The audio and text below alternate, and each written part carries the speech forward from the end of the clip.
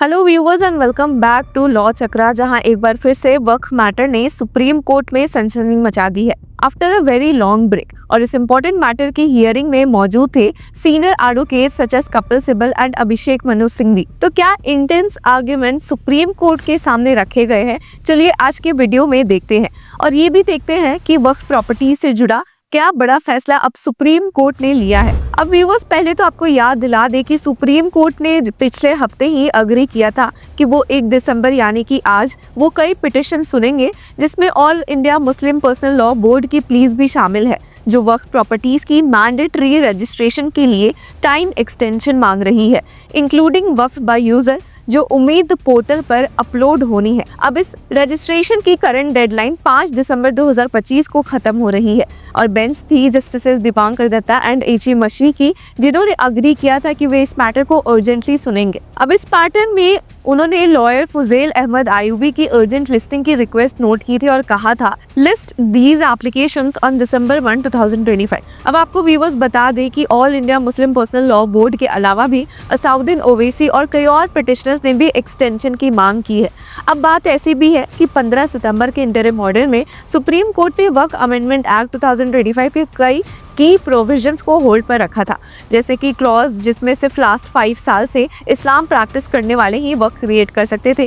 Court ने पूरी law को स्टे करने से मना कर दिया था, कहकर कि लॉ को प्रिजम्पशन ऑफ कॉन्स्टिट्यूशनलिटी मिलता है। पर जिसके साथ ही कोर्ट ने ये भी कहा था कि सेंटर का वक्फ बाय यूजर डिलीट करने का डिसीजन प्राइमा फसाई आर्बिट्ररी नहीं लगता और ये आर्ग्यूमेंट कि गवर्नमेंट वक्फ लैंड ग्रैब कर लेगी नो वाटर होल्ड करता है। अब वक्फ बाय यूजर का मतलब होता है ऐसी प्रॉपर्टी जो लॉन्ग टर्म अनइंटरप्टेड रिलीजियस और चैरिटेबल यूज के बेसिस पर वक्फ मानी जाती है, even without formal written declaration. अब व्यूअर्स, इसी के साथ सेंटर ने Umeed unified Waqf management empowerment efficiency and development portal 6 June को लॉन्च किया था, जिसमें कि सारी वक्फ प्रॉपर्टीज को जियो टैग करके डिजिटल इन्वेंट्री बनाना मैंडेटरी है।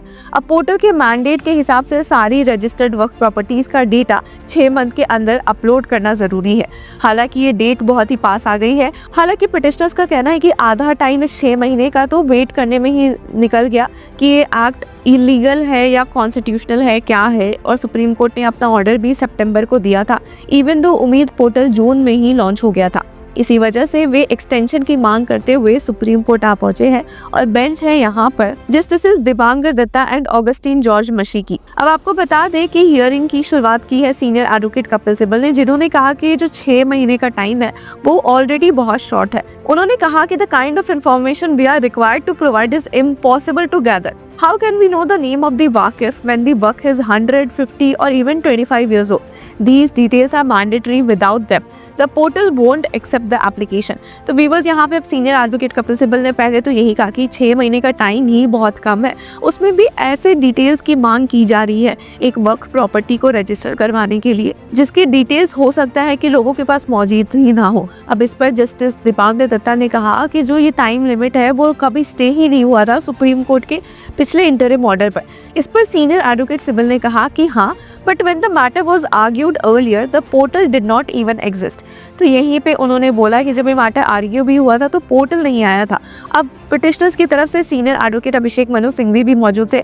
उन्होंने कहा कि पोर्टल में बहुत सारे ग्लिचेस हैं, they intend to comply but because of genuine technical issues there won't be meaningful compliance within the current time frame. अब यहाँ पर सॉलिसिटर जनरल तुषार मेहता मौजूद थे यूनियन गवर्नमेंट की तरफ से, जिन्होंने कहा कि मैंडेटरी रजिस्ट्रेशन जो है वक्फ प्रॉपर्टीज का वो 1929 से एग्जिस्ट करती है ओवर अ सेंचुरी।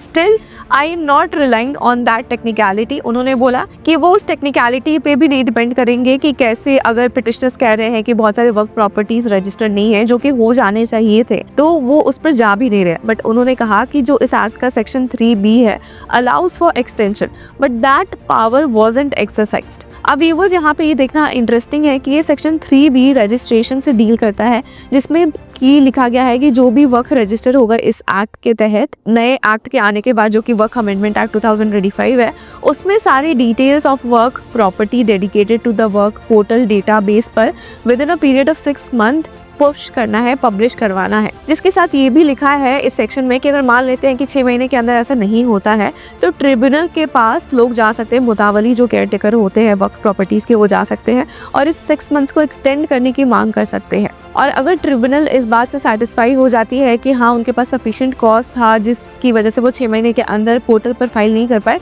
तो वो उससे अग्री भी कर सकते हैं।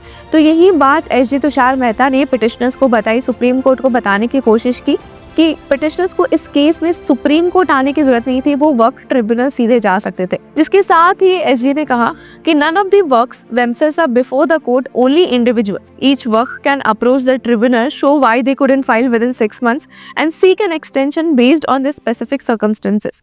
What they are essentially requesting amounts to amending section 3B. तो व्यूअर्स यहाँ पर एसजी तुषार मेहता ने कहा कि जो पिटिशनर्स है वो गलत इंटेंशन के साथ सुप्रीम कोर्ट आए हैं, वो चाहे तो ट्रिब्यूनल के पास जा सकते हैं, बहुत ठीक क्लियरली लिखा गया है ये लॉ में, पर वो सुप्रीम कोर्ट इससे आ रहे हैं क्योंकि वो ये सेक्शन ही अमेंड करवाना चाहते हैं, वो 6 मंथ की लिमिट को ही बढ़ावाना चाहते हैं।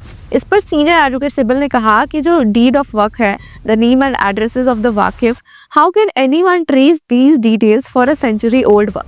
अब यहीं पर एसजी तुषार मेहता कि काउंटर अटैक में सीनियर एडवोकेट कपिल सिब्बल ने कहा कि 6 महीने का टाइम लिमिट तो बढ़ाना ही चाहिए, बट जो प्रॉपर्टीज़ की रजिस्ट्रेशन अभी तक नहीं हुई है उसका क्या होगा, जो पिछले 50 या 100 सालों से यूज़ में आ रहे हैं उनकी डिटेल्स कहाँ से लाए जाए।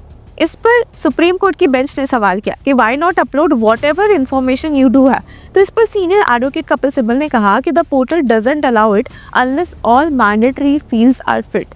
तो अब यहाँ पे एक डिलेमा उठ जाता है।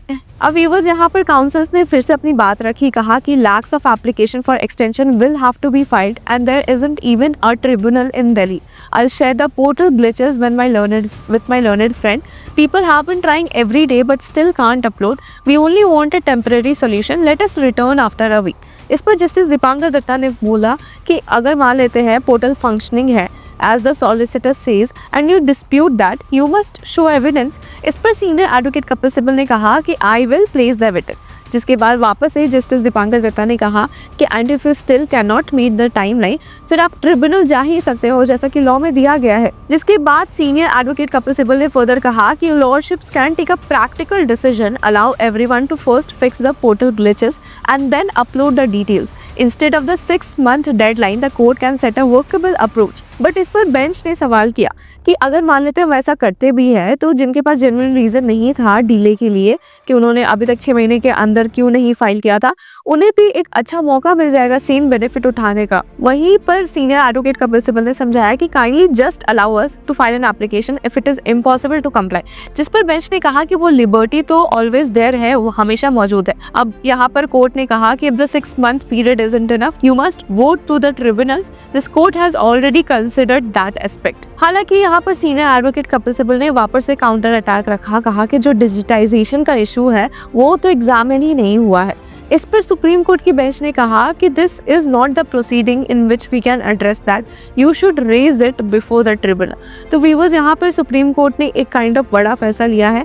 उन्होंने ये पिटिशंस हटा दी है, डिसमिस कर दी है और कहा है कि जो इस केस में पिटिशनर्स है वो ट्रिब्यूनल जा सकते हैं। तो यहाँ पे उन्होंने लिबर्टी दी है पिटिशनर्स को ट्रिब्यूनल जाने की और अभी के लिए इस मामले में एक फुल स्टॉप लगा दिया है कि अगर ट्रिब्यूनल को लगे कि 6 महीने का टाइम पीरियड है वो बढ़ाना चाहिए तो वो बढ़ जाएगा ऑटोमेटिकली। और हो सकता है कि ट्रिब्यूनल के ना बढ़ाने के बाद वो लोग वापस से ट्रिब्यूनल के ऑर्डर को चैलेंज करते हुए सुप्रीम कोर्ट आ सकते हैं। तो ये बहुत ही इंटरेस्टिंग रहेगा देखना कि सुप्रीम कोर्ट के इस ऑर्डर के बाद इस केस में क्या लेटेस्ट अपडेट्स देखने को मिल सकती है। तो व्यूअर्स ये था आज का हमारा take on this hot topic. आपकी क्या राय है, let us know in the comment section. Until then keep following law chakra.